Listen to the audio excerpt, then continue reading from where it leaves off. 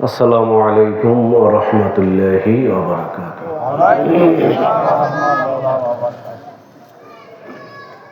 অনেকেই পরিচিত, অনেকেই অপরিচিত। কেমন আছেন সকলেই? আলহামদুলিল্লাহ আলা কুল্লি হাল। ইন্নাল হামদালিল্লাহ আলহামদুলিল্লাহি নাহমাদুহু ওয়া নাস্তাঈনুহু ওয়া নাস্তাগফিরুহু ওয়া নাউযু বিল্লাহি মিন শুরুরি আনফুসিনা ওয়া মিন সাইয়্যাতি আ'মালিনা। من يهده الله فلا مضل له ومن يضلله فلا هادي له ونشهد أن لا إله إلا الله وحده لا شريك له ونشهد أن سيدنا وسندنا ومولانا محمدا عبده ورسوله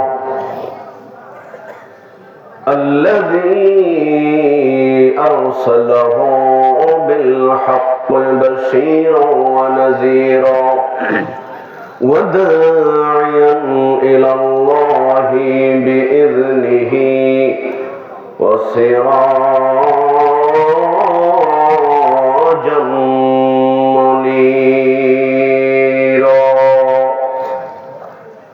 فقد قال الله تعالى في كلامه المجيد والفرقان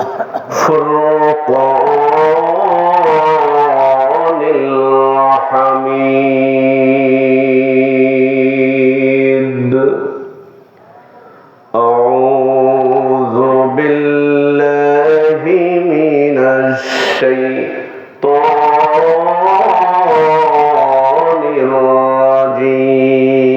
الرجيم.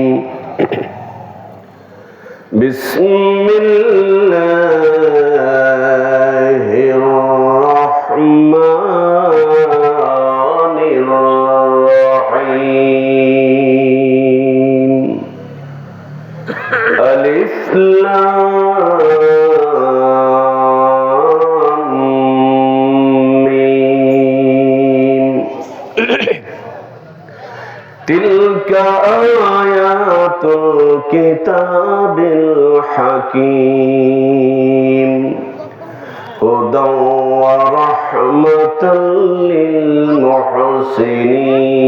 للمحسنين الذين يقيمون الصلاة ويؤتون الزكاة وهم بالآخرة هم يوقنون.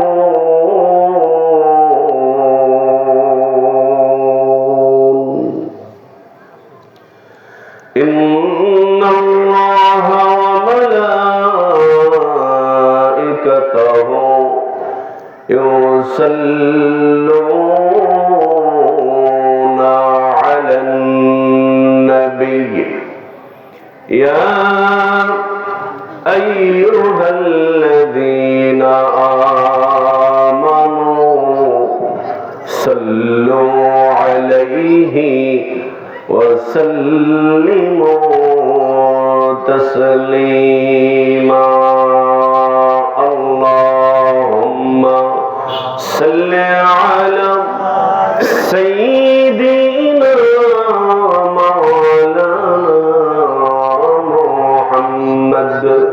وعلى سيدنا مولانا محبতের সাথে আওয়াজ করে সকলেই পড়ি আল্লাহুম্মা সাল্লি আলা সাইয়্যিদিনা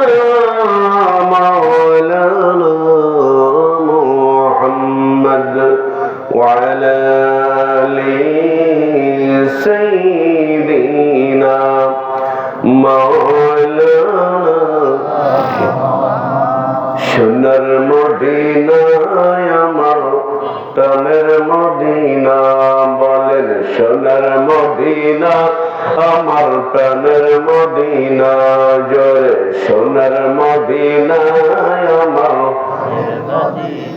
আবার সোনার মদিনা আমার প্রাণের মদিনা হাই হাই সোনার মদিনা আমার প্রাণের মদিনা সব বলিব কিন্তু তোমায় বলতে পারি না সব বলিব কিন্তু তোমায় বলতে পারি না বলুন সোনার মদিনা আমার প্রাণের মদিনা বলেন সোনার মদিনা আমার প্রাণের মদিনা সব বলিব কিন্তু তোমায় বলতে পারি না আল্লাহুম্মা সাল্লি আলা সাইয়্যিদিনা মাওলানা মুহাম্মদ ওয়া আলা আলি সাইয়্যিদিনা মাওলানা মুহাম্মদ বালাগাল আলা বিকামালিহি كشف الدجى بجماله حسنت جميع خصاله صلوا عليه وآله সম্মানিত আজকের মাহফিলের সুযোগ্য সুনামধন্য সভাপতি সাহেব, সম্মানিত ভাই পরিচালক, অত্র মসজিদের সম্মানিত ইমাম ও খতিব সাহেব হুজুর সহ বিভিন্ন মসজিদ থেকে আগত সম্মানিত ইমাম ও খতিব সাহেব হুজুরগণ, অন্যান্য আলেমে দিনগণ, আশিকিন জাকিরিন, ধর্মপ্রাণ দিনদার মুহিব্বিন ভাইরা বাবাজিরা, বিশেষ করে আজকের মাহফিলের মধ্যমণি যার মূল্যবান তাকরীর শোনার জন্য আমি সহ আমরা সকলেই অধীর আগ্রহে অপেক্ষমান। বিশিষ্ট আলেমে দ্বীন, সারা বাংলার আলোড়ন সৃষ্টিকারী বক্তা, তালিম ইসলাম মানিকগঞ্জ দরবারের উজ্জ্বল একটি নক্ষত্র, আলহাজ হযরত মাওলানা মুফতি সাইফুল ইসলাম জিহাদি সাহেব, তার সফর সঙ্গী হিসাবে উপস্থিত রয়েছেন বৃহত্তর ফরিদপুর জেলা এবং দক্ষিণবঙ্গের আমাদের তরিকার সংগঠক, অন্যতম সংগঠক, সমন্বয়কারী জনাব মোহাম্মদ সালাউদ্দিন সাহেব সহ আমার পূর্বে সম্মানিত যে সকল উলামায়ে হযরতগণ মূল্যবান কথা বলছিলেন। আমার আগে যিনি কথা বলছিলেন অত্যন্ত চমকপ্রদ, যদিও আমি হযরতকে চিনি না, তো ভিতরে সালাউদ্দিন সাহেব বলতেছিলেন যে অত্যন্ত মূল্যবান কথা হচ্ছে। তো আসলে এরা তো যোগ্য আলেম, এদেরকে একটু বেশি সময় দিলে ইনারা আর একটু বুঝায়া বলতে পারেন। আমরা সকলেই দোয়া করি, দোয়া চাই হযরত যেন আমাদের জন্য দোয়া করেন, আমরাও দোয়া করি আল্লাহ পাক যেন এই আলেম সমাজকে দ্বীনের জন্য কবুল করেন। সকলে বলুন আমিন। একটু জিকির করি লা ইলাহা ইল্লাল্লাহ, লা ইলাহা ইল্লাল্লাহ, লা ইলাহা ইল্লাল্লাহ, লা ইলাহা ইল্লাল্লাহ মুহাম্মাদুর রাসূলুল্লাহ সাল্লাল্লাহু আলাইহি ওয়াসাল্লাম। সকলে মিলে একবার চিৎকার দিয়ে বলুন না আল্লাহু আকবার। আমরা অল্প কয়েকজন মানুষ এটা ভাবছেন আপনারা? আমাদের সাথে আরো দুটা জাতি আছে। কয়টা? একটা হলো জিন, যাদেরকে দেখা যায় না। আর এক দল আছে ইনসান, তো আমরা ফেরেশতা, আল্লাহর অগণিত। কত? অগণিত, যেটা গুণে শেষ করা যাবে না। তো বলবেন যে এটা তো মানিকগঞ্জ থেকে বক্তা আসবে, এখানে মনে হয় ফেরেশতা আসবে না, কি বলেন? এরকম কোন বিষয় আছে? আজ থেকে 1500 বছর আগে প্রায় দরুদ নবীর কণ্ঠে ভেসে উঠেছে দুনিয়ার বুকে, যেখানে আল্লাহ পাকের জিকির আল্লাহ পাকের কোরআন থেকে আলাপ আলোচনা করা হয়, আল্লাহ নবীর হাদিস শরীফ থেকে আলাপ আলোচনা করা হবে, ওটাই হলো দুনিয়ার মধ্যে বেহেশতের বাগান। তাহলে নবীর কথা কি মিথ্যা ভাই? কখনোই না। যদি কেউ এটা মনে মনে ভাবে যে আমার নবীর কথা মিথ্যা হলেও হতে পারে, যদি এরকম কারো চিন্তা ভাবনা হয়, তার ঈমান থাকবে? তার ঈমান থাকবে না। একটা সেকেন্ডও লাগবে না তার ঈমান থেকে দূরে সরে যেতে, একটা সেকেন্ডও লাগবে না। এই জন্য আমরা বিশ্বাস করি লা ইলাহা ইল্লাল্লাহু মুহাম্মাদুর রাসূলুল্লাহ সাল্লাল্লাহু আলাইহি ওয়াসাল্লাম। যেখানেই তাওহীদ সেখানেই রিসালাত, যেখানে আল্লাহর নাম সেখানেই রাসূলের নাম। কারণ কি?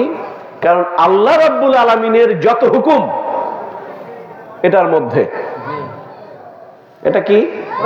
আল কোরআনুল কারীম, বিশ্ব মানবতার মুক্তির একমাত্র গ্রন্থ আল কোরআনুল কারীম। চিৎকার দিয়ে বলুন না আল্লাহু আকবার।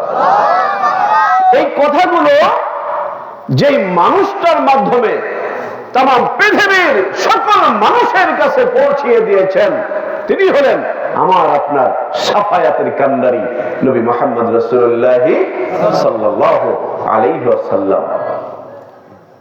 তো প্রিয় বন্ধুগণ, আল্লাহর এই কথাগুলো নবীজি ছড়িয়ে দিয়েছেন।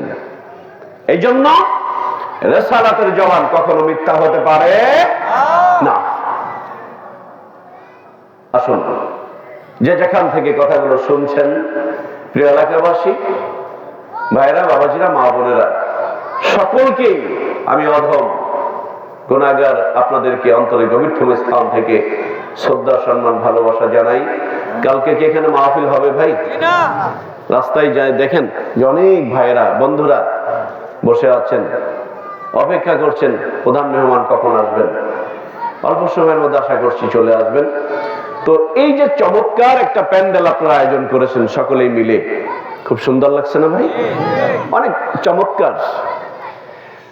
তো কিছু টাকার বদৌলতে যদি এত সুন্দর চমৎকার একটি প্যান্ডেল আপনারা করতে পারেন, আর যে রব্বুল আলামিন এত সুন্দর করে বিশ্বটা সাজাইছেন, ওই আল্লাহর জান্নাতটা না জানি কত সুন্দর। তোমার সৃষ্টি যদি হয় এত সুন্দর, না জানি তাহলে তুমি কত সুন্দর, কত সুন্দর। ইউসুফ নবীর চেহারা দেখে মহিলারা কাঁদতে যে হাত কেটে ফেলেছিল, তাই না?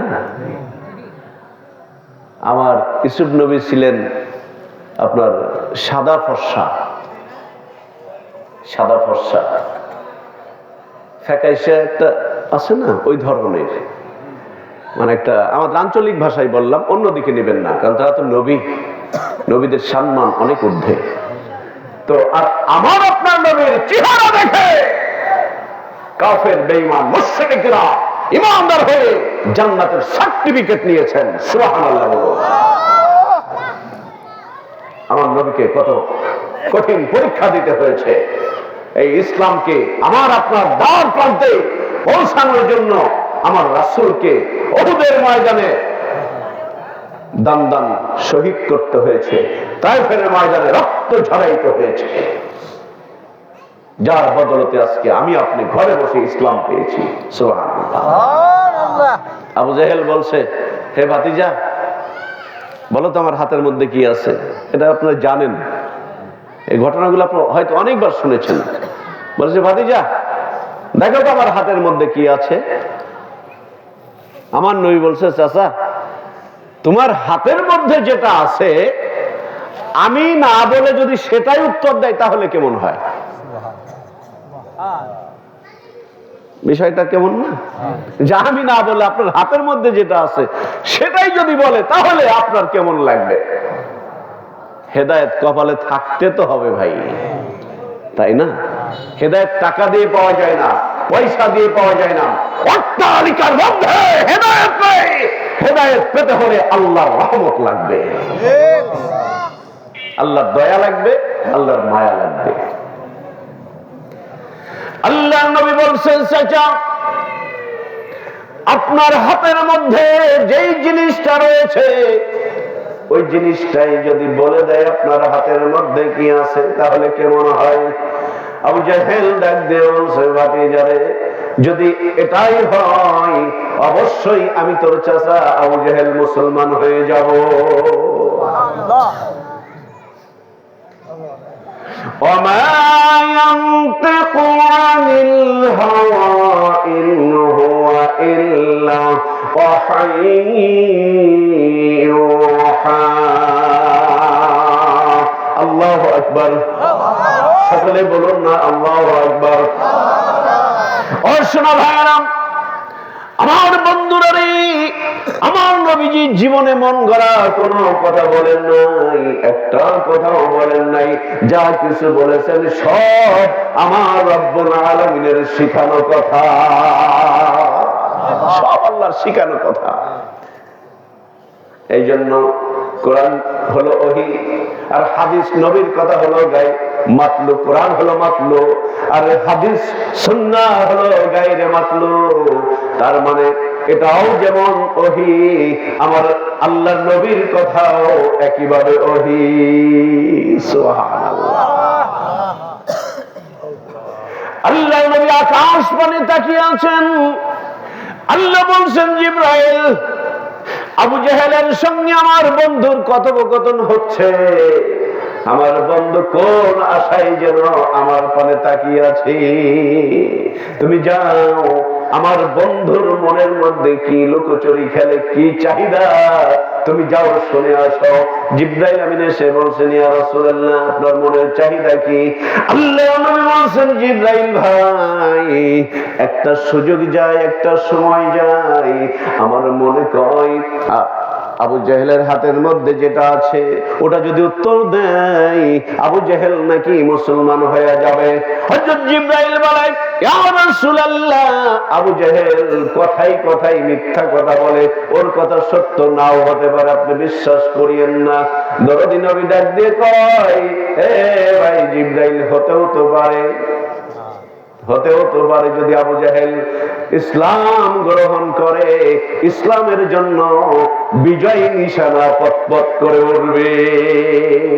দাও খোদা দাও আমায় আবার ও মারদার দিল, দাও খোদা দাও আমায় আবার ও মারদার দিল। নওয়ালির মতো বীর সেনানি, আলীর মতো বীর সেনানি, জাগাতে নিখিল, দাও খোদা দাও আমায় আবার ও মারদার দিল, দাও খোদা দাও আমায় আবার ও মারদার দিল। জোরে জোরে বলুন না আল্লাহু আকবার। আমার সোনা ভাইয়েরা, ও বন্ধুরা, আল্লাহর নবী ডাক দিয়ে বলছে, আবু জাহেল, এ আবু জাহেলের হাতের মধ্যে কি আছিস? আমি নবী মুহাম্মদ অর্ডার করলাম, তুই এই মুহূর্তে উত্তর দে আবু জাহেলের হাতের মধ্যে কি? আল্লাহ নবীজি যখন আধার করলো, এই আবু জাহেলের হাত, এই হাতের মধ্যে কি আছিস? আমি নবী মুহাম্মদ বলছি, উত্তর দেয়।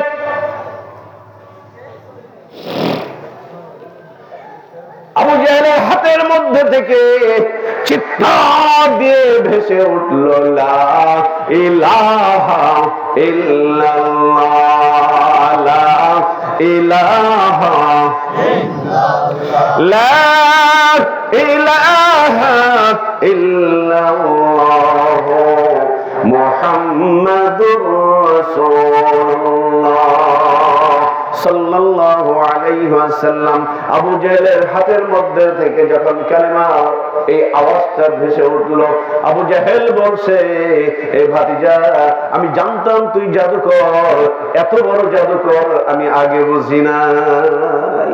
নাউযুবিল্লাহ। হেদায়েত থাকা লাগবে না ভাই? হেদায়েত থাকা লাগবে। এই জন্য এই মাহফিলের ভিতরে আসার কপাল তো লাগবে, কি বলেন? এই জন্য আমি আপনাদেরকে অনুরোধ করব, মেহেরবানি করে এই প্যান্ডেলের ভিতরে আসার জন্য। কারণ আল্লাহর অগণিত ফেরেশতা আমাকে আপনাকে পাহারা দিচ্ছে। সুবহানাল্লাহ কইলেন না? আমাকে আপনাকে পাহারা দিচ্ছে। পুলিশ পাহারা দেয়, দুনিয়ার অনুষ্ঠান হইলে পুলিশ পাহারা দেয়, আর আল কোরআনুল কারীমের অনুষ্ঠান যেখানে হয় আল্লাহর লক্ষ লক্ষ রহমতের ফেরেশতা তাদেরকে পাহারা দেয়। যার কারণে দেখেন কোরআনের মাহফিলে, তাফসীরের মাহফিলে, জিকিরের মাহফিলে পুলিশ না হলেও সমস্যা হয় না, কারণ সবাই সৈনিক। এই আমাদের মানিকগঞ্জ দরবারে পুরুষ প্যান্ডেলে প্রায় 40 লক্ষর মতো মানুষ হয়। পুলিশেরা এসে বসে থাকে, ওনারা বলে যে হুজুর আমাদের তো ডিউটি, তাই আমরা আসি, না হলে আমাদের চাইতে বড় পুলিশ তো মনে হয় যায় আপনাদের যে মানে স্বেচ্ছাসেবক আছে, আমাদের লাগে না। এটা এমনি এমনি হয় না। কোরআনের মাহফিল, কোরআনের মাহফিল যেখানে হয় আল্লাহর রহমতের ফেরেশতা সেখানে পাহারাদার হিসাবে নিযুক্ত আল্লাহ রাব্বুল আলামিন করে দেন। সুবহানাল্লাহ। এই জন্য আমি আপনাদের সকলকে অনুরোধ করব প্যান্ডেলের ভিতরে এসে বসার জন্য। আসুন আমার আলোচনার দিকে যাই। যারা পারেন একটু আমার সাথে তেলাওয়াত করুন। আউযু বিল্লাহি মিনাশ শাইতানির রাজীম। বিসমিল্লাহির রাহমানির রাহিম। আলিফ লাম মিম। এর অর্থ কে জানেন? আল্লাহু আ'লামু বিমুরাদিহি বিহি। এর অর্থ একমাত্র আল্লাহই ভালো জানেন। তা যেটা আল্লাহই ভালো জানেন ওটা নিয়ে আর আমাদের আলোচনার দরকার নাই, কি বলেন? পরবর্তীতে দেখি, তিলকা আয়াতুল কিতাবিল হাকিম। এগুলোই এই যে আলিফ লাম মিম নুন হা মিম, এই যে শব্দ আছে না কোরআনে, যারা আপনারা পড়েন, এগুলো জ্ঞান গর্ভ গ্রন্থের বাক্য। জ্ঞান গর্ভ মানে এমন জ্ঞান এর মধ্যে রয়েছে, এটা হলো ঐশী গ্রন্থ। কি গ্রন্থ? আপনার অনেক শিক্ষিত সমাজ নিচে বসে আছেন, হয়তো সময়ের ব্যবধানে কিছু সময়ের জন্য আমি উপরে বসেছি, আপনাদেরকে জ্ঞান দেওয়ার জন্য আমি এখানে মাইক ধরি নাই ভাই, কারণ আমাকে বুঝাইতে পারবেন এমন অনেক জ্ঞানী আপনার নিচে বসে আছেন হয়তো। তো বিয়াদবি নিবেন না, আমরা একটু পর্যালোচনা করি। যদি আমার ভুল হয় মেহেরবানি করে আমাকে পরে ধরাইয়া দিবেন, তাহলে তার সমস্যা নেই। আমার যদি ভুল কোনো তথ্য আমি দিয়ে থাকি আমাকে নামার পরে ভাই হিসেবে ধরাইয়া দিবেন, তাহলে আমি শুধরে গেলাম।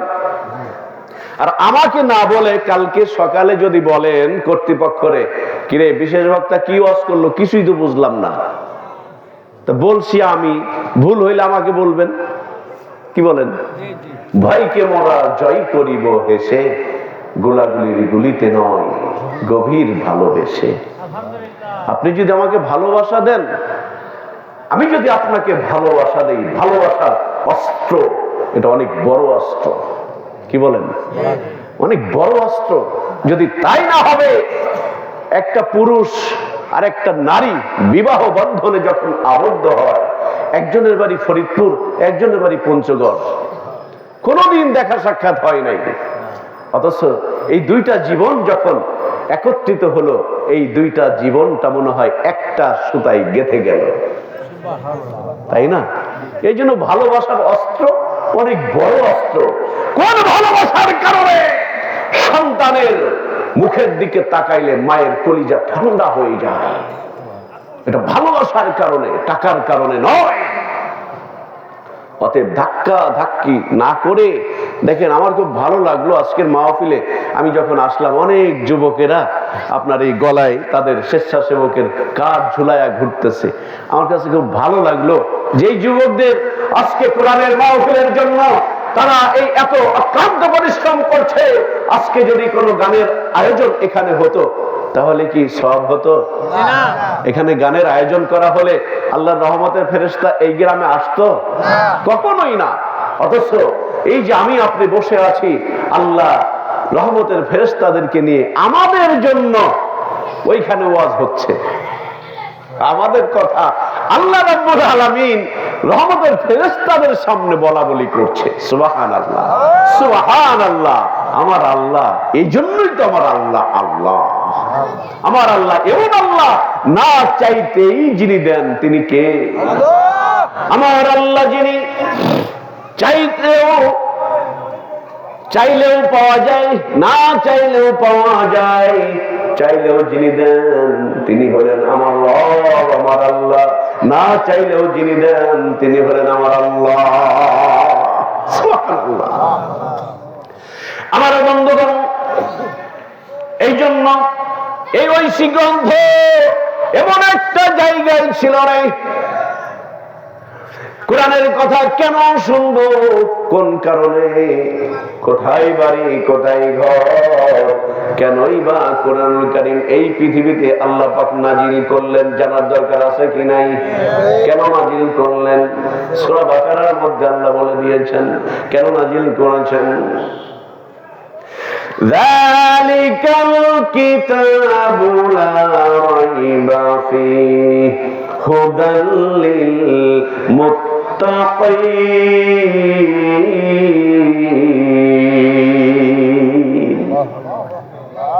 মুত্তাকিদের জন্য হেদায়েতের একমাত্র গ্রন্থ আল কোরআনুল কারীম। সুবহানাল্লাহ। লাওহে মাহফুজে ছিল এটা, যখন যেটা দরকার আল্লাহ রাব্বুল আলামিন জিবরাইল ফেরেশতার মাধ্যমে হেরা পর্বতের গুহায় আমার নবীর উপরে কোন সময় আয়াত আকারে, কোন সময় সূরা আকারে নাজিল করেছেন। তিনি হলেন আমাদের আল্লাহ। আওয়াজ করে বলুন না সুবহানাল্লাহ। বাল হুয়া কুরআনুন মাজিদ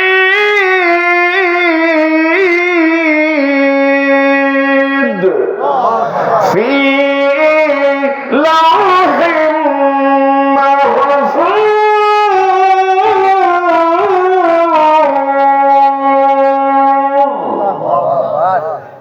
সংরক্ষিত একটা ফলকে ছিল এই কোরআন।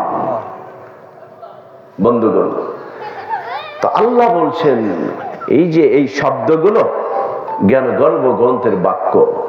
এরপরে হুদাও ওয়া রাহমাতাল লিল মুহসিনিন।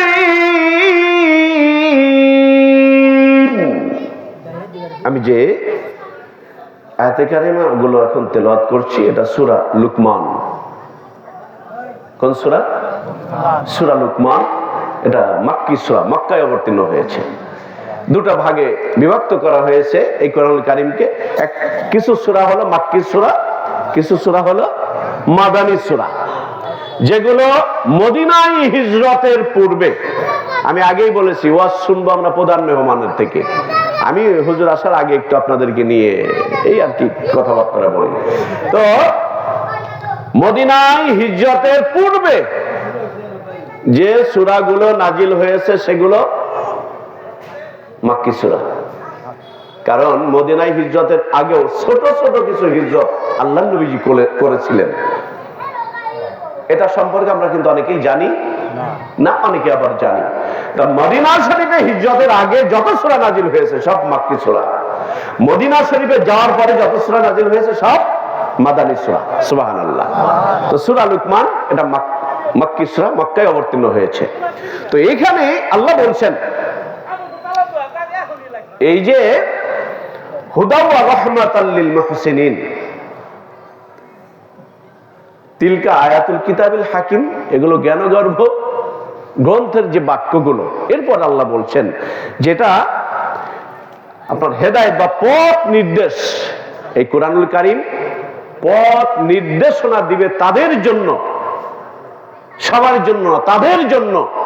এখানে আল্লাহ সে কথাই বলছেন যে যারা সৎকর্ম পরায়ণ হবে, যারা সৎকর্ম করবে, হুদা ওয়া রাহমাতাল লিল মুহসিনিন, যারা সৎকর্ম করবে তাদের জন্য আল্লাহ রাব্বুল আলামিন এই কোরআনকে পথ নির্দেশ এবং রহমত হিসেবে নাজিল করেছেন। সুবহানাল্লাহ।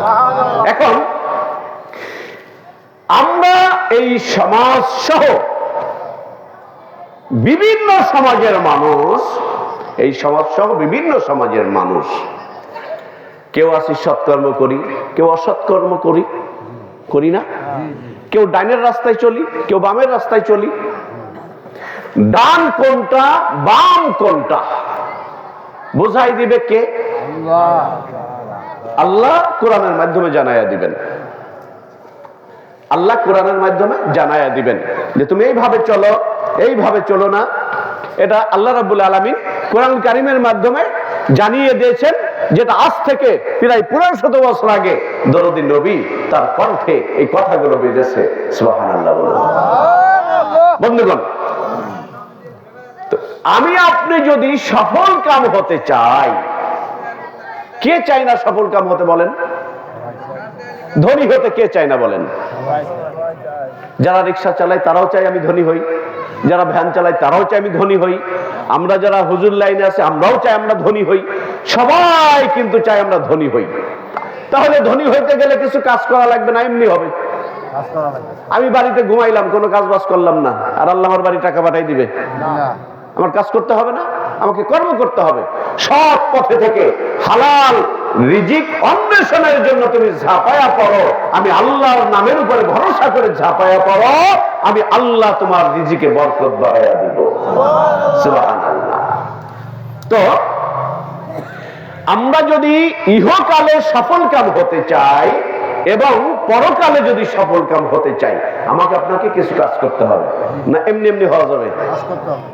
এই যে মসজিদটা করে, কত সুন্দর একটি মসজিদ। আপনারা এই এলাকার মানুষ নিশ্চয় ভালো, নিশ্চয়, এটা আমার মনের বিশ্বাস, নিশ্চয় ভালো, না হলে মসজিদটা এত সুন্দর, নামাজ পড়ে একটা শান্তি অন্যরকম পেলাম।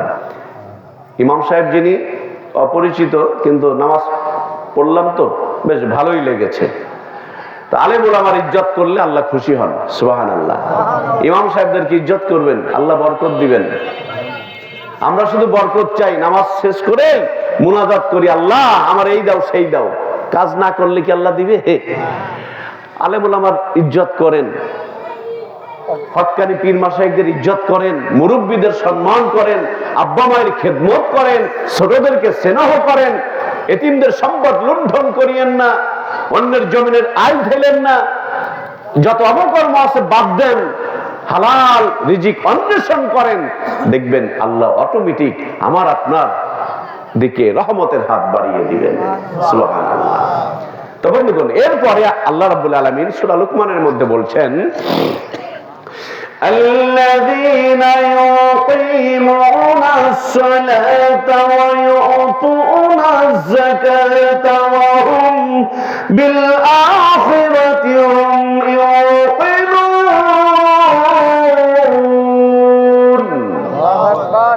বন্ধুগণ, যারা সালাত কায়েম করবে, বললাম না সফল কাম হওয়ার জন্য কিছু কাজ করা লাগবে। আপনাদের খারাপ লাগছে? খারাপ লাগলেও প্রধান মেহমান না আসা পর্যন্ত তো আমাকে চালাইতে হবে, তাই না ভাই? তো এই জন্য অনেকেই, আমি আমার সঙ্গে অপরিচিত, কিছু ভাইয়েরা আছেন পরিচিত, আলহামদুলিল্লাহ। আমি আপনাদের দোয়া চাই, আল্লাহ পাক যেন আমাদের সকলকে কবুল করেন, জান্নাতে একসাথে থাকতে চাই। কি বলেন? আশা করি না আমরা? কারণ কুল্লু মুসলিম ইখওয়া, প্রত্যেক মুসলমান ভাই ভাই। এখন যারা হক্কানি পীর মাশায়েখ মানে না, তারা বলবেন যে আপনারা তো পীরের লাইনের লোক, আপনারা ভাই হিসেবে মানি না। এটা কি কোথাও লেখা আছে? না। কুল্লু মুসলিম ইখওয়া। আমরা যারা মানিকগঞ্জের, আমাদের নামাজ কয় ওয়াক্ত? আপনারা যারা তাবলিগের, যারা চরমনায়, যারা জামাত ইসলাম, যারা রাজনৈতিক দলের নেতৃবৃন্দ, তাদের জন্য কয় ওয়াক্ত? তো সবার জন্য তো 5 ওয়াক্ত। সামনে ইমাম সাহেব কয়জন? ইমাম সাহেব একজন, আমরা সবাই মুসল্লি। ইমাম সাহেব যখন বললেন গায়রিল মাগদুবি আলাইহিম ওয়ালাদ-দাল্লিন, আমরা আমিন বলি না? কেউ জোরে কয়, কেউ আস্তে কয়, কিন্তু বলে তো আমিন মানে কি? আল্লাহ, ইমাম সাহেব এতক্ষণ যা পড়লেন তুমি এটা কবুল করো, এটাই তো। অথচ নামাজ পড়ে মসজিদ থেকে বের হয়াই চায়ের দোকানে যেই আমরা অনেকে বলি যে এই হুজুর ভালো না, এরকম বলি না? আপনাদের দিকে হয়তো নাই, অনেকখানে এই সমস্যাগুলো আছে না ভাই? অনেকখানে এই সমস্যাগুলো আছে। সবার আল্লাহ একজন, সব মুসলমানের আল্লাহ কয়জন? কথা বলুন, কয়জন? সনাতন ধর্মের যারা ভাইরা বাবাজিরা আছেন, তারা ভগবানের ডাকে না। তারা যারা খ্রিস্টান আছে তারা গডকে মানে, আর আমরা যারা মুসলিম আছি আমরা এক আল্লাহকে মানি। চিল্লায় বলেন ঠিক কিনা? সনাতন ধর্মের সম্মানিত ভাইয়েরা বাবাজিরা যারা আছেন, শোনেন, আপনারা যেই ভগবানের আরাধনা করেন, যেই ভগবানের প্রার্থনা করেন, যেই ভগবানের কাছে আপনারা চান, ওই ভগবানের স্ত্রীলিঙ্গ আছে ভগবতী। ডিকশনারি খুলে দেখেন, আপনারা যার আরাধনা করেন তার মহিলা লাগে, তার মেয়ে মানুষ লাগে, মানে স্ত্রীলিঙ্গ আছে। ডিকশনারি খুঁজলে পাওয়া যায়। খ্রিস্টান ধর্মের যারা অনুসারী, তারা গডের অনুসরণ করে। এই গডের স্ত্রীলিঙ্গ হলো গডেস। আর আমরা যারা মুসলিম, আমরা এমন স্রষ্টার গোলামি করি গো, এমন স্রষ্টার দাসত্ব করি, আল্লাহর প্রত্যেকটা অক্ষরের মধ্যে ডুব দিবেন। যতই ডুব দেওয়া যাবে নতুনত্ব কিছু তথ্য বের হয়ে যাবে। এ পৃথিবীর মানুষ, আল্লাহ নাম এত মজা, এত মধুর গো। আল্লাহ নামের স্ত্রীলিঙ্গ পৃথিবীর কোন ডিকশনারিতে আজ পর্যন্ত কেউ পায় না। ওই আল্লাহ বলছেন, যদি সফল কাম হতে চাও, আল্লাযীনা ইউকিমুনাস সালাত, যারা সালাত কায়েম করবে। কি করবে? যারা সালাত কায়েম করবে। সালাত মানে কি বলুন? কি শশার সালাত? সালাত মানে নামাজ। সালাত মানে এই নামাজ যারা কায়েম করবে। কায়েম মানে কি? কায়েম মানে কি?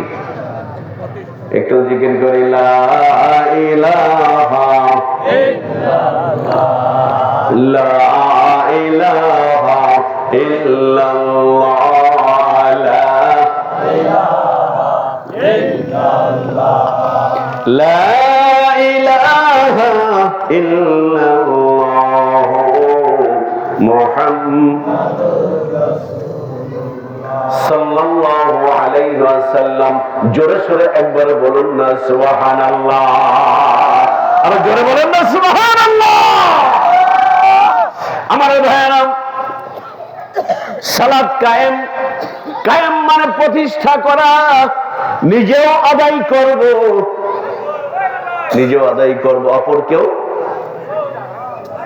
অপরকেও নামাজ আদায়ের জন্য পরামর্শ দেব, নিজেও পড়ব, আহালদেরকেও পড়াবো, সমাজের মানুষদেরকে পড়াবো। এটা হলো কায়েম করা।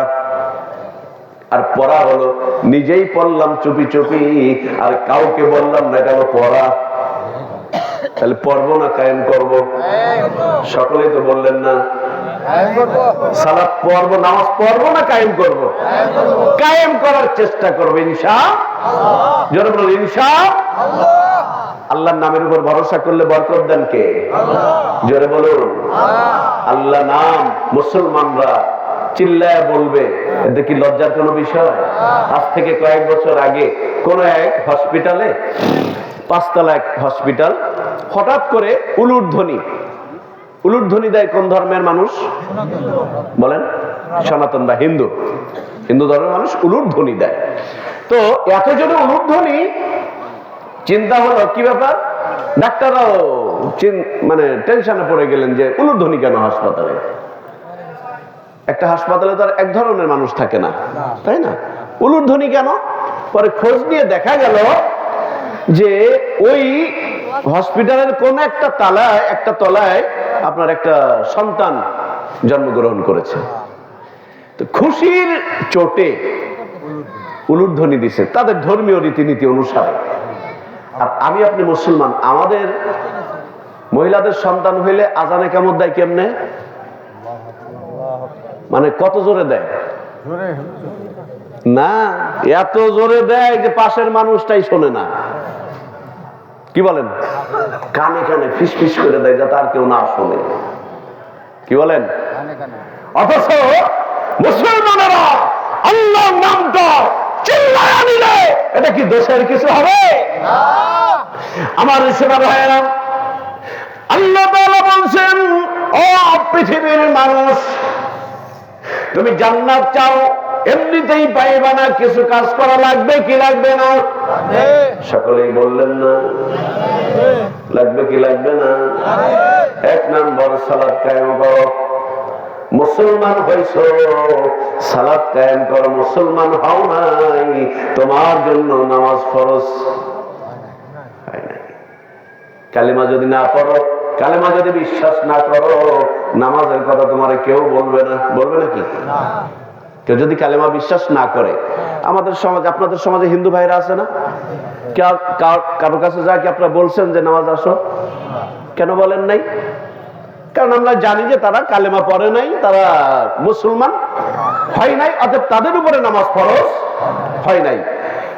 আর আমরা যারা কালেমা পড়েছি, আশহাদু আল্লা ইলাহা ইল্লাল্লাহু ওয়াহদাহু লা শারীকা লাহু ওয়া আশহাদু আন্না মুহাম্মাদান আবদুহু ওয়া রাসূলুহু, এটা যখন পড়েছি, মিয়া ভাই, আপনি যে দলই করেন, যেখানেই যান, এই কথার উপরে বিশ্বাস স্থাপন করার সঙ্গে সঙ্গে 5 ওয়াক্ত নামাজ নফল হয়ে গেছে নাকি? কি হয়েছে? ফরজ। ফরজটা কি? বাধ্যতামূলক, করতেই হবে। যদি না করেন ছোট গুনাহ হবে, তাই না? বড় গুনাহ, বড় কবিরা গুনাহ, বড় গুনাহ হবে। এই বড় গুনাহ থেকে বাঁচতে হলে তাহলে এই কাজটা আমাকে ধরতে হবে। কি বলেন? আমার ভাইয়েরা, সমাজে, বাড়িতে সব কাজ হচ্ছে। আজকে যদি আপনার বাড়িতে 10 জন মেহমান আসে, আপনি পেরেশান হয়ে যান, কি খাওয়াবো, বাজার ঘাট করতে হবে, কানাইপুর যেতে হবে, কত আইটেম করবেন, মেহমানরা যেন খুশি হয়। কি বলেন? মেহমান যেন খুশি হয়। আর আমার আল্লাহ আমাকে কোটি কোটি কোটি টাকার সম্পদ না চাইতে আমার বডির মধ্যে দিয়েছেন, ঠিক কিনা বলুন? দেখেন, এই যে আমার হাতটা, আমার জন্য খুশি, আমি ধরতে পারছি, গ্লাসটা আমি ইচ্ছা মতো ধরতে পারছি, এই বোতলটা আমি ইচ্ছা মতো ধরতে পারছি। এই হাতটার জন্য আমার আল্লাহ কয় লক্ষ টাকা আমার কাছ থেকে নিয়েছেন।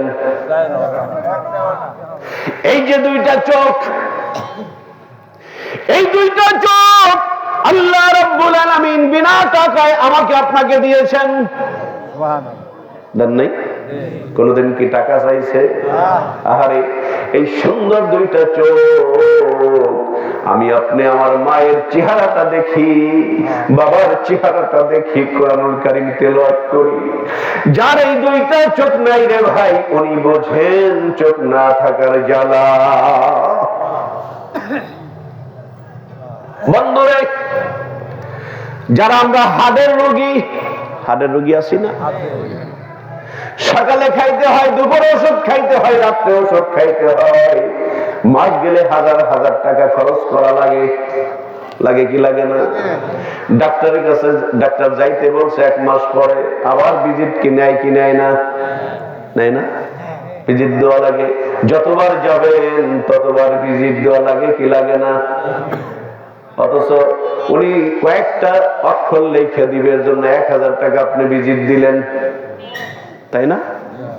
আর আমার আপনার আল্লাহ দুইটা হাত দিয়েছেন, দুইটা চোখ দিয়েছেন, দুইটা পা দিয়েছেন, এত সুন্দর পেট দিয়েছেন, শুধু জন্মের খাওয়া খাবি নাকি? তো পেট তো খাওয়ার জন্যই দিছে, খাওয়ার জন্য দিছে না? খাওয়ার জন্য দিছে। কতটুকু খাইতে হবে? পরিমাণ মতো। বাঙালি আমরা, যদি গরুর গোশ হয়, হাড়ের রোগী ডাক্তার নিষেধ করছে, আর আজকের মতো খাই, আজকের মতো খাই। আবার দেখবানি মনে করেন ইসুফ বাড়ি দাওয়াত, হ্যাঁ আজকের মতো খাই। আবার যে বাড়ি বসতে দিছে ওই বাড়ি দাওয়াত, হ্যাঁ আজকের মতো খাই। আবার সালাউদ্দিন ভাইয়ের বাসায় দাওয়াত, হ্যাঁ আজকের মতো খাই। এই আজকের মতো খাই করতে করতে করতে করতে কাম সারা। কি বলেন? মুসলমান গরুর গোশে খুবই পটু আমরা, তাই না? আর যদি হয় সিটাই পিঠা বা সিট রুটি, তা তো কথাই নাই। এরকম না ভাই? ও বন্ধু, খাইতে খাইতে মানুষ খাইলেই বেশি খাইলেই কিন্তু মারা যায়। না খেয়ে মানুষ মারা যায়। আপনার এই যে সাভারে রানা প্লাজা ধ্বংস হলো, ধসে গেল না? রানা প্লাজা ধসে গেল, 17 দিন পরে একটা মেয়েকে উদ্ধার করেছে। 17 দিন পরে একটা মেয়েকে উদ্ধার করা হলো। সে মানে কোন রকম জানটা আছে আছে ভাব, মারা যায় নাই। আল্লাহ তাকে বাঁচিয়ে রেখে এটা প্রমাণ করেছে, আমি আল্লাহ ইচ্ছা করলে 17 তলার নিচ থেকেও 17 দিন না খাওয়াও আমি আল্লাহ তাকে বাঁচায় রাখতে পারি। সুবহানাল্লাহ কইলেন না? না চিন্তা করছেন মুনাজাতে রাখবে সুবহানাল্লাহ কইবেন? জোরে কন্যা সুবহানাল্লাহ। আমার ভাইয়েরা, আমার এই বডির মধ্যে ডাক্তার যদি বলে হার্ট ব্লক হয়ে গিয়েছে, 3টা রিং পরান লাগবে, কয় লক্ষ টাকা লাগবে? ধরেন 5 লাখ অথবা 3 লাখ। আমার মতো আপনার মতো গরিব মানুষ তো শুনলেই তো হাত ফেল। কি বলেন? যদি বলে 5 লাখ লাগবে, আমার আপনার মতো গরিব মানুষ শুনলেই কাম সারা। কথাটা এই কারণে বলছি, এটা তো একটা সাইডে বললাম শুধু রিং পরানো। যদি বলে ফুসফুস নষ্ট, কিডনি নষ্ট হয়ে গেছে, তারপরে লাংসে পানি জমছে, আরো কত সমস্যা। আমার ভাইয়েরা, কোটি কোটি টাকার সম্পদ বুক ফাললেই দেখা যাবে। এর জন্য আমার রবকে 1টা টাকাও আমার থেকে আপনার থেকে নিয়েছেন নাকি? 1টা টাকাও নেন নাই। ভাইরা, বাবা জিরা, মা বোনেরা গো, আমার ওই আল্লাহ বলে এ দুনিয়ার মানুষ টাকা লাগবে না, পয়সা লাগবে না, শুধু একবার যদি আমার সুন্দর নামটি ধরে ডাক দিতে পারো আল্লাহ, আমি আল্লাহর দাসত্ব যদি স্বীকার করতে পারো, আমি তোর কোটি কোটি টাকার সম্পদ দিয়েছি, আমি আল্লাহ কোনো হিসাব নিব না।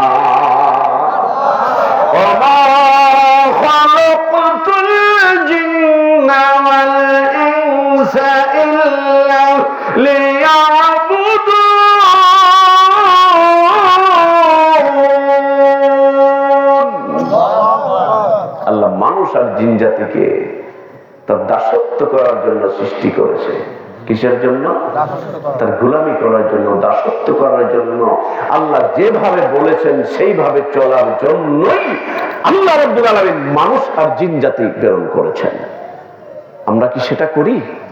আমরা তো মন গড়া মতবাদ নিয়ে চলছি, আমরা মানব রচিত মতবাদের পিছনে ঘুরছি, অথচ আল্লাহ প্রদত্ত যে ঐশী গন্ধ মানুষ জান্নাত পাবে এই কোরআনের কাছে আসলে। সুবহানাল্লাহ।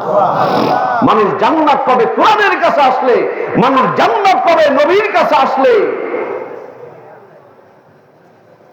অথচ আজ সমাজে সব হচ্ছে, ওই যে বললাম আপনার বাড়ি মেহমান আসলে আপনি সবই করবেন, অথচ মসজিদের মিনারায় যখন মুয়াজ্জিনের কণ্ঠে, মুয়াজ্জিন সাহেবের কণ্ঠে ভেসে ওঠে হাইয়া আলাস সালাহ,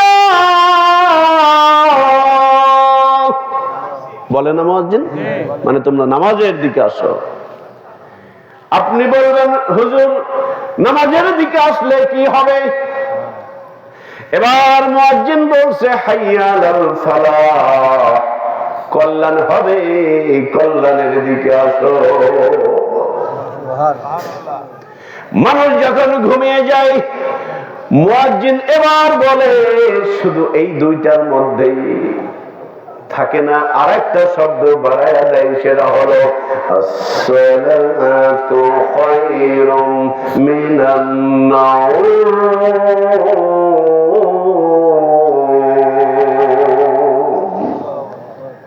ওঠো, নামাজের চেয়ে ঘুম ভালো। হ্যাঁ, আমি ভুল কইছি না? কি ভালো? ওঠো, ঘুমের চাইতে নামাজ ভালো। সব মসজিদ ভরে যায় সকালে, তাই না? হ্যাঁ, মুয়াজ্জিন বলে ওঠো, ঘুমের চাইতে নামাজ ভালো।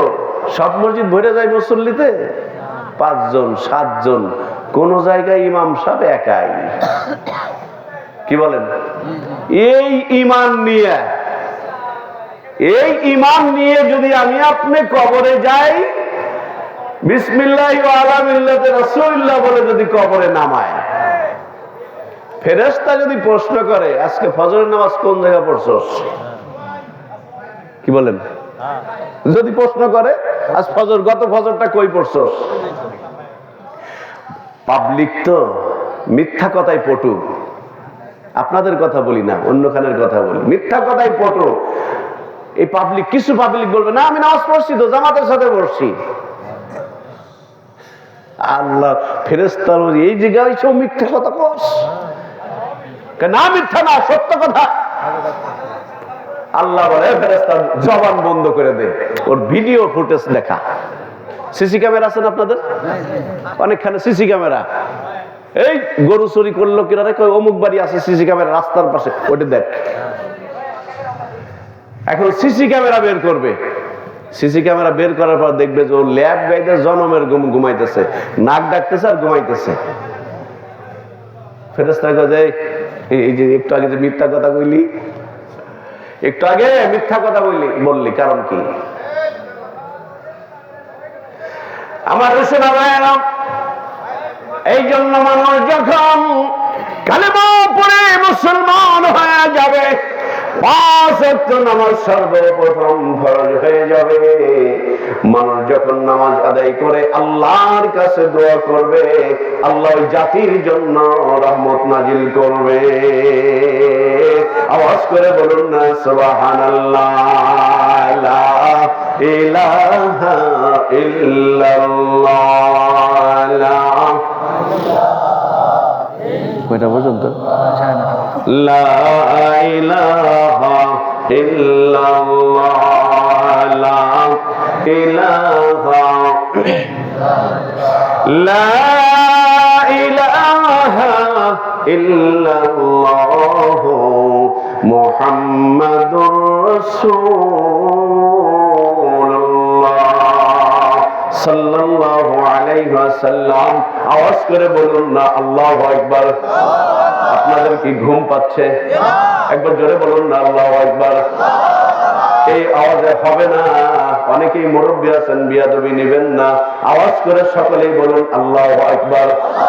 লিল্লাহি তাকবীর, নারে তাকবীর। আমার ভাইয়েরা, মাঝে মাঝে সাদা চামড়ার দলের লোকেরা, সাদা চামড়া বোঝেন, ব্রিটিশ মুসলমানদের কলিজায় আঘাত মেরে ওরা মাঝে মাঝে নক করে দেখে, এরকম নক করে যে মুসলমান ঠিক আছে কিনা। নক করে না মাঝে মাঝে? এই জন্য আমাদের সদা সর্বদা আমলের জগতে নিমজ্জিত যদি থাকতে পারি, রাসূলের শান মান যদি আমার মধ্যে উঠাইতে পারি, তাহলে আশা করা যাবে আমার ঈমানটা মজবুত হবে ইনশাআল্লাহ। যদি ছোট্ট একটা পাখি হইতাম, যদি ছোট্ট একটা পাখি হইতাম, যদি ডানা ওলা পাখি হইতাম, একটা উড়াল দিয়া আমি মদিনায় যাইতাম। আমার সুরতাল ভালো না, তারপরেও নবীর শানে তো আমি একা বলবো না, আপনারা একটু বলবেন। সকলেই জবানটা ছেড়ে দিয়ে যারা পারেন আসুন না, সকলেই বলি, মহব্বত বাড়বে না কমবে? যদি ছোট্ট একটা পাখি হইতাম, যদি ডানা ওলা পাখি হইতাম, যদি ছোট্ট একটা পাখি হইতাম, যদি ডানা ওলা পাখি হইতাম, একটা উড়াল দিয়া আমি মদিনায় যাইতাম। হায়রে একটা উড়াল দিয়া আমি মদিনায় যাইতাম, হায়রে একটা উড়াল দিয়া আমি মদিনায় যাইতাম। এদিকে সেদিক ঘুরে বেড়াইতাম মেলিয়া ডানা, যেথায় পড়েছিল নবীর কদম খানা। এদিক সেদিক ঘুরে বেড়াইতাম মেলিয়া ডানা, যেথায় পড়েছিল নবীর কদম খানা। চরণ ধুলি চুমু খেতাম, চরণ ধুলি চুমু খেতাম, বুকের মাঝে জড়াইতাম আমি, বুকের মাঝে জড়াইতাম, একটা উড়াল দিয়া আমি মদিনায় যাইতাম। হায়রে একটা উড়াল দিয়া আমি মদিনায় যাইতাম। যদি ছোট্ট একটা পাখি হইতাম, যদি ডানা ওলা পাখি হইতাম, একটা উড়াল দিয়া আমি মদিনায় যাইতাম। হায়রে একটা উড়াল দিয়া আমি মদিনায় যাইতাম। জোরে জোরে বলুন না আল্লাহু আকবার। আমার শোনা ভাইরা, মদিনা শরীফে মক্কা শরীফে যারা যান নাই, যারা মিষ্টি খান নাই, ইউসুফ ভাইয়ের দোকানের মিষ্টি যারা খান নাই, তারা কি বুঝবেন মজা কি? বুঝবেন? এই ইমাম সাহেবের পিছনে নামাজ না পড়লে বোঝা যাবে না ইমাম সাহেব কত সুললিত কণ্ঠের অধিকারী, আগে পড়তে হবে, তাই না? ও বন্ধুরে, মক্কা মদিনার শুধু নাম শুনেছি, যারা কোনদিন যান নাই, চলুন না একটু মদিনার রওজার পাশ থেকে একটু ঘুরে আসি। বলবেন ভাইজান কেমনে? মনটা সেট করেন, মনের গভীরে আমার রাসূলকে বসায়া দেন, দেখবেন অনেক মজা লাগবে, মজা লাগবে। আর মজা লাগলেই দোয়া আল্লাহর দরবারে কবুল হয়ে যাবে। 2016 সালের ঘটনা বলছি। যারা মদিনা শরীফে গিয়েছেন, যারা হযরত পাথর চুম্বন করেছেন, যারা খানায় কাবার গিলাফটা ধরেছেন, আল্লাহ নবী যেখানে ধ্যান করতেন, জ্ঞান জ্ঞান করো না, ধ্যান করতে শিখো, ধ্যানের মধ্যেই রয়েছে তোমার আসল জ্ঞান। অমুক খারাপ তমুক খারাপ, যত ভালো আমি, কি বলেন? এই চিন্তা ভাবনা বাদ দিতে হবে, এটা বাদ দিতে হবে। অমুক খারাপ না, আমি খারাপ। তুমি নিচু হও, নিচু জায়গায় পানি জমে। হযরত ওমর বাঘের বাচ্চা নবীকে হত্যা করার জন্য দারুন নজর বৈঠকে সিদ্ধান্ত হয়েছে। ওমর লাফ দিয়ে দাঁড়িয়ে বলছে, আবু জেহেল আমি এনে দেব নবী মুহাম্মাদের মাথা। কেউ সাহস করে নাই। আবু জেহেল বলল, ওমর যেহেতু বলেছে তাহলে আজকে মুহাম্মদ ইবনে আব্দুল্লাহর জীবনের শেষ দিন। নাউজুবিল্লাহ কইলেন। ওমর নবীকে মারবে আর আল্লাহ বসে বসে আঙুল চুষবে। হ্যাঁ, যার ওসিলাই সাতবক আসমান জমিন এত সুন্দর করে সাজাইলেন, এত সুন্দর করে সাজাইলেন, তাকে মারবে আবু জেহেলের গোষ্ঠী আর আল্লাহ বসে থাকবে শুধু না। ওমর অনেক লম্বা ঘটনা, সব শেষে ওমর যখন নবীর সুন্দর চেহারা মুবারকের দিকে তাকাইলেন, আহারে নবীর পেটে ছিল ক্ষুধা। আহা, 3 দিন 7 দিন পর্যন্ত ঘরের চুলায় আগুন জ্বলে নাই। না খাওয়া নবী বসে আছেন ঘরে, সাহাবারাও না খাওয়া। এক পেট ক্ষুধা নিয়ে চিন্তা করছে, যাই রাহমাতুল লিল আলামিন নবীর দরবারে যাই। এসে সালাম দিয়েছেন, নবী ডাক দিয়েছেন, কে রে? সাহাবারা বলছে, ইয়া রাসূলুল্লাহ আমরা না খেয়ে আছি 3 দিন, আপনার সুন্দর চেহারাটা দেখতে এসেছি। আল্লাহর নবী বলছে, সাহাবারা আমার বাড়িতে আইছস, তোরা 3 দিন না খেয়ে আছিস, ও সাহাবা পেটের দিক তাকায়া দেখ। নবী কাপড়টা উঠায়া দিলেন।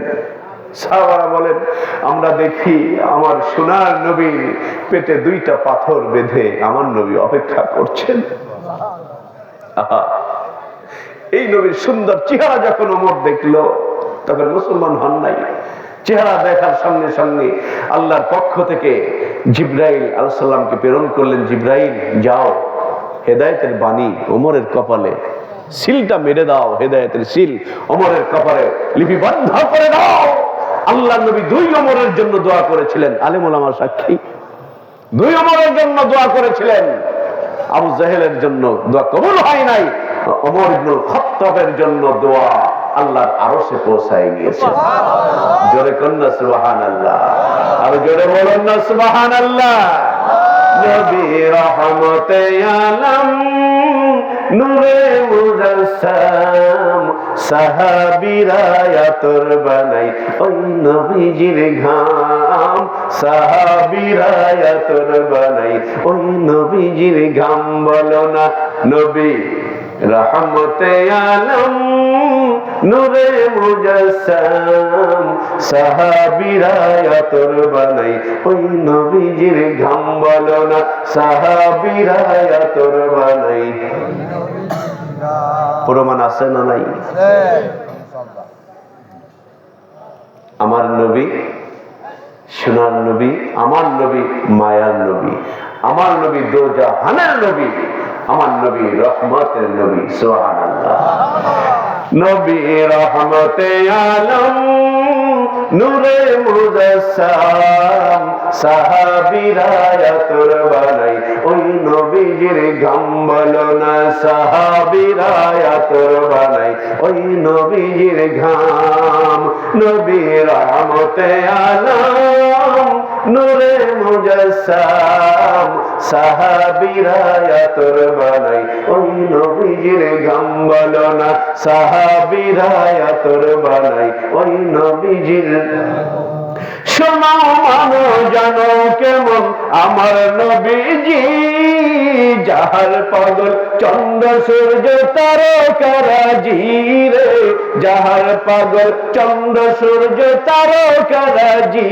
তোমরা আরো শুনবানি সুন্দর কাহিনী, তোমরা আরো শুনবানি সুন্দর কাহিনী। জান্নাতেরি রুমে রুমে লেখা নবীর নাম, জান্নাতেরি রুমে রুমে লেখা নবীর নাম।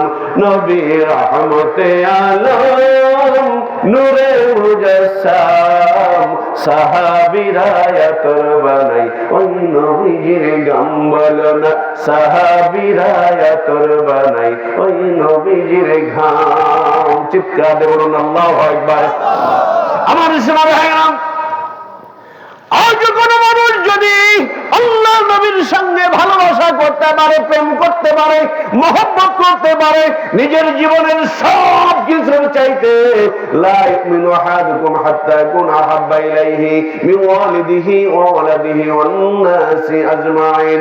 সব কিছুর চাইতে জাগতিক সম্পদ বলতে যা কিছু বোঝায়, সন্তান, স্ত্রী, পুত্র, অর্থ, সম্পদ, এমনকি নিজের জীবনের চাইতেও যদি আজও শ্রীফল তোলেন মানুষ, ভাইয়েরা শোনেন, মায়েরা শোনেন, আজও যদি নিজের জীবন সহ সবকিছুর চাইতে আল্লাহ নবীকে ভালোবাসা দিতে পারো, কবরের মধ্যে যখন নামায়া দিবে, তিনটা প্রশ্ন যখন তোমাকে করা হবে, তার মধ্যে একটা প্রশ্ন হলো ওমান হাজার রাজুল, দেখো তো কবরবাসী ওই মানুষটাকে চিনতে পারো কিনা। এই প্রশ্ন করা হবে। ওই নবীর সঙ্গে যদি আমার ইহকালের সম্পর্কটা মজবুত হয়, সব কিছুর চাইতে যদি আল্লাহ নবীকে বেশি মহব্বত করতে পারি, ভালোবাসতে পারি, ওই কবরবাসী একটা চিৎকার দিয়ে বলবে, এ আল্লাহর রহমতের ফেরেশতা, হ্যাঁ হ্যাঁ হ্যাঁ, ওই মানুষটা আর কেউ না, ওই মানুষটা হলো তায়েফের নবী, মক্কার নবী, মদিনার নবী, ওহুদের দান্দান শহীদ করা নবী, নবী মুহাম্মদুর রাসূলুল্লাহ। চিৎকার দেবন সাল্লাল্লাহু আলাইহি ওয়াসাল্লাম। আল্লাহ নবীকে যদি কোনো মানুষ চিনতে পারে, কবরবাসীরা যদি চিনতে পারে, আল্লাহ ডাক দিয়ে বলবে, রহমতের ফেরেশতা শোনো, তিনটা প্রশ্ন, এই প্রশ্নটা যদি কেউ উত্তর দিতে পারে, বাকি দুইটা প্রশ্ন সহজ হয়ে যাবে। এই প্রশ্নের উত্তর দিতে পারলে দুইটা প্রশ্ন সহজ হয়ে যাবে, আল্লাহ পাক সহজ করে দিবেন। তাহলে ওই মানুষের সঙ্গে আমার সম্পর্কটা গড়ার দরকার। এখন আল্লাহ নবীর আদর্শ কোথায় পাবো? কলেজে পাওয়া যাবে, ইউনিভার্সিটিতে পাওয়া যাবে। একটা সন্তান মাদ্রাসায় পড়ান, আপনাদের আশেপাশে মাদ্রাসা আছে? একটা সন্তান মাদ্রাসায় পড়ান, অনেক বড় লাভ হবে ভাই। বলবেন তাহলে আপনি কলেজ স্কুলে পড়াইতে নিষেধ করছেন? না, দ্বীনি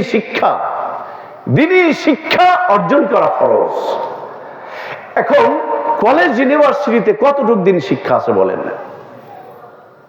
স্কুলে আমরা ছোটবেলায় পড়েছি হাট্টিমাটিম টিম, তারা মাঠে পারে ডিম, তাদের খাড়া দুটো শিং, এগুলো পড়ছেন না আপনারা?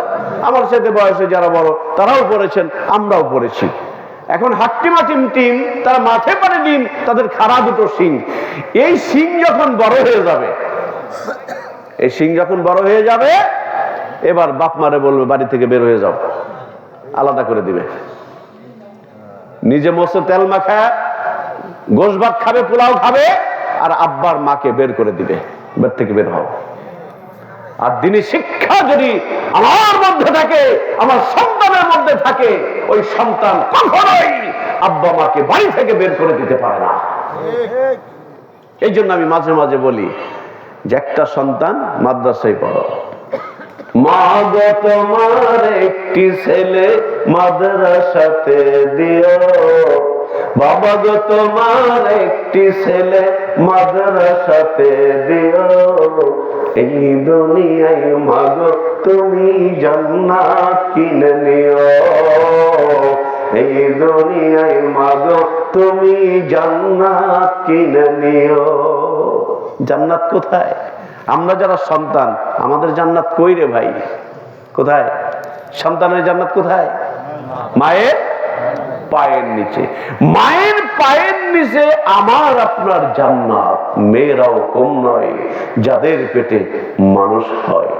বলেছেন মানিকগঞ্জের প্রতিষ্ঠাতা সাহেব মাওলানা ব্যারিস্টার আজহারুল ইসলাম সিদ্দিকী রহমাতুল্লাহ আলাইহি বলে গিয়েছেন, মানুষ হতে চাও, একটা মানুষের কাছে যাও। আমলদারি হতে চাও, একটা আমলদারি মানুষের কাছে যাও। আপনি ভালো কিছু শিখতে চান, ইমাম সাহেবের কাছে আসেন। সূরা ফাতিহাটা শিখতে চান, এই আলেমের কাছে আসেন, একটা হুজুরের কাছে আসেন, যিনি ভালো সূরা ফাতিহাটা পড়তে পারে, তার কাছে যান। আপনি আতরের দোকানে যাবেন, আতর যদি নাও কিনেন, ওইখান থেকে ঘুরে আসলেই কিন্তু ঘ্রাণ করবে। ইমাম সাহেবের সঙ্গে সম্পর্ক করলে বেনামাজি নামাজি হবে ইনশাআল্লাহ। কি বলেন? বেনামাজি নামাজি হবে। আর কেন? কারণ ইমাম সাহেব আপনাকে বলবে ভাই আজান হয়ে গেছে, আসেন। একদিন, 2 দিন, 3 দিন তাবলিগ জামাতের ভাইরা দেখেন বারবার যায়, ভাই আসেন, ইমানে কিনের কথা হবে, আসেন। আপনি আসবেন না, আবার যাবে, ভাই আসেন। এরা আবার যাবে, ভাই আসেন। মসজিদে ঢুকানো এই পর্যন্ত দাওয়াতি কাজ করা আমার আপনার, বাদ বাকিটা আল্লাহ। আমি দাওয়াত দিয়ে আনছি, বাকিটা তোমার আরশ থেকে ফয়সালা দাও। ভাণ্ড খালি রাখতে হবে, রহমতের ভাণ্ড খালি রাখতে হবে। আজকে আপনাদের সমাজের, আমি আগেও বলেছি এখনো বলি, এত সুন্দর একটি মসজিদ আমার জীবনের প্রথম।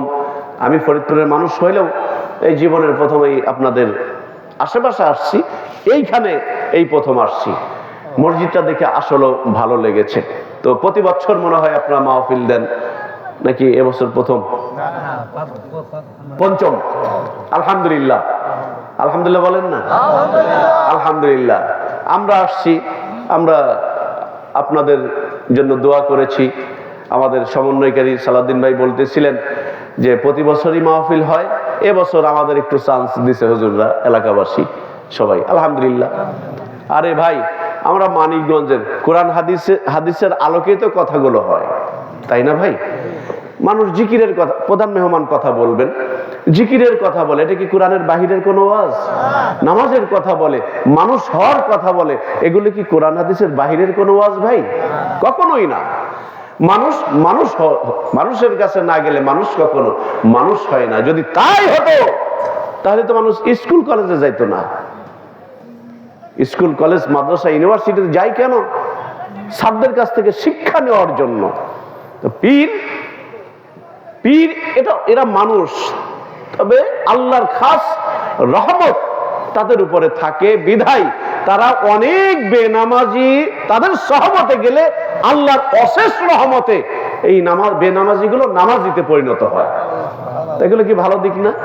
আমি তো একটা মানুষকে যাই নামাজে দাঁড় করাইতে পারলাম না, অথচ কত আল্লাহ ওয়ালা জানারা তাদের কাছে গেলে অসংখ্য মানুষকে আল্লাহ পাক হেদায়েতের বাণী দেখাচ্ছেন। এই জন্য ধাক্কা ধাক্কি মারামারি বাদ দিয়ে আসুন না, আলেম উলামা আমরা এক টেবিলে যদি বসতে পারি, আজও যদি হক্কানি পীর মাশায়েখ বুজুর্গানে দিন যারা আছেন, আলেম উলামা যারা আছেন, এক টেবিলে যদি আমরা বসতে পারি, বাতিল শক্তি মাথা নত করতে বাধ্য হয়ে যাবে। এ মুসলমান, ঠিক কিনা বলুন? কারণ আমরা ধাক্কা ধাক্কি করার কারণে, আলেমে মিল না থাকার কারণে, হুজুর ধাক্কা ধাক্কি করার কারণে ব্রিটিশ না আমাদের বিরুদ্ধে মাঝে মাঝে নির্যাতনের স্টেমগুলো চালাচ্ছে। অতএব সময় এসেছে শুধরানোর জন্য। আমরা হক্কানি পীর মাশায়েখ সহ যত আল্লাহ ওয়ালারা আছে আমরা তাদেরকে শ্রদ্ধা করি, তাদের সহমত মেনে নেই। আল্লাহ জাতির ভাগ্যের পরিবর্তন ঘটায়া দেবেন ইনশাআল্লাহ। আমার ভাইরা, এই মাহফিলটা প্রতি বছর হোক, এটা কি আপনারা চান না? আপনাদের এলাকা আজকে জান্নাতের বাগান, সুবহানাল্লাহ। কবরের আযাব স্থগিত, মাপ বলি নাই, স্থগিত। আলহামদুলিল্লাহ কইলেন না? কবরের আযাব স্থগিত রাখা হয়েছে। এখন আপনি যদি আল্লাহর কাছ থেকে স্থায়ী ভাবে আল্লাহর কাছ থেকে সমাধান যদি আনতে পারেন, ভাগ্য ভালো না খারাপ?